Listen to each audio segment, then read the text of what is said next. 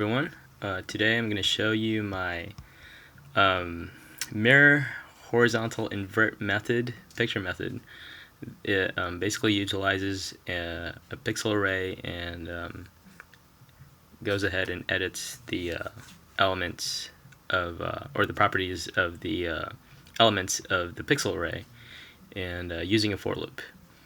And okay, so imagine this is our picture object right here, and we are going to go ahead and dive into the first line, pixel. Here we're going to go ahead and declare a pixel array called pixel array, and we are going to go ahead and use this method, picture.getPixels, and this refers to the picture object, and this method right here will get us the pixels, get the pixels of the picture. So imagine the small box, or these little boxes right here are pixels of our picture, and basically this method right here will allow us to create a pixel array, a one-dimensional pixel array. So that looks like this. So we are going to go ahead and basically the top left box right here will be element 0 of the pixel array, and we're going to have a one-dimensional array of the pixel type, basically. So now, second line, we declare an integer variable called array length.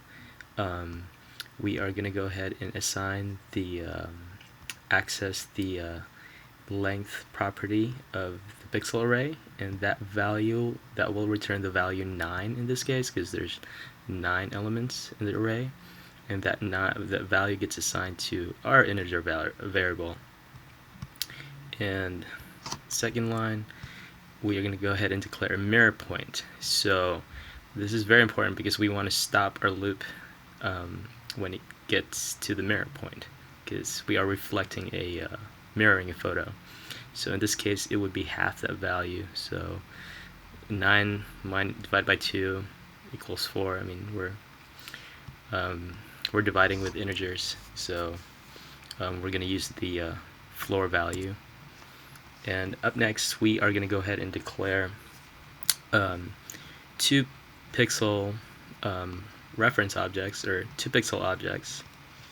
In this case, these are reference variables, but currently they are not pointing to anything. They are null. So we are going to go ahead and dive into the for loop. And so this is our for loop. The first part, our source pixel will refer to pixel array 0.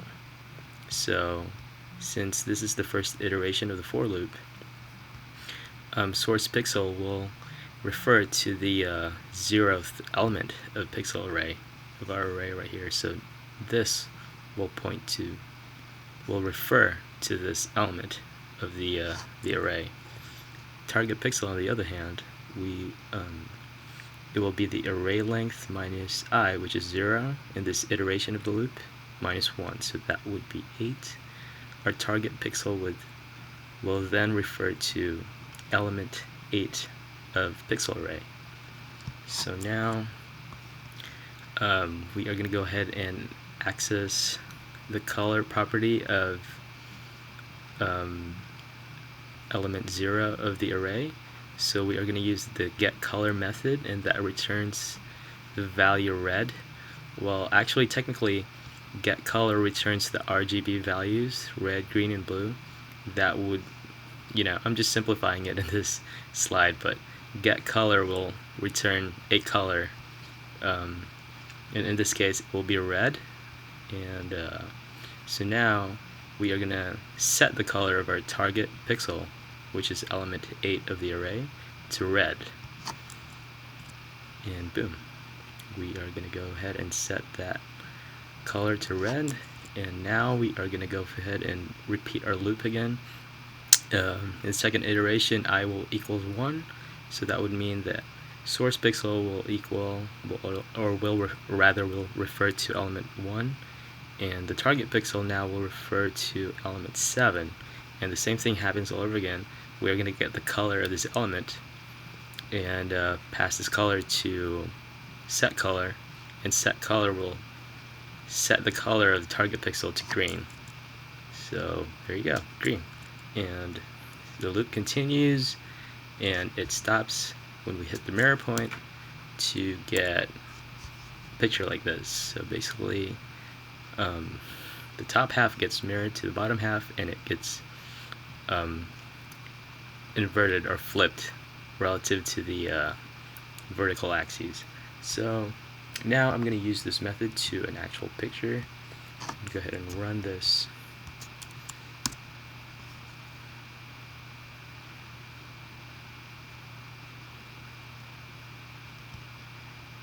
Boom. So initially the picture looked like this, and the top half got mirrored to the bottom half, and then that it got inverted relative to the vertical axes. So there you go. That's it.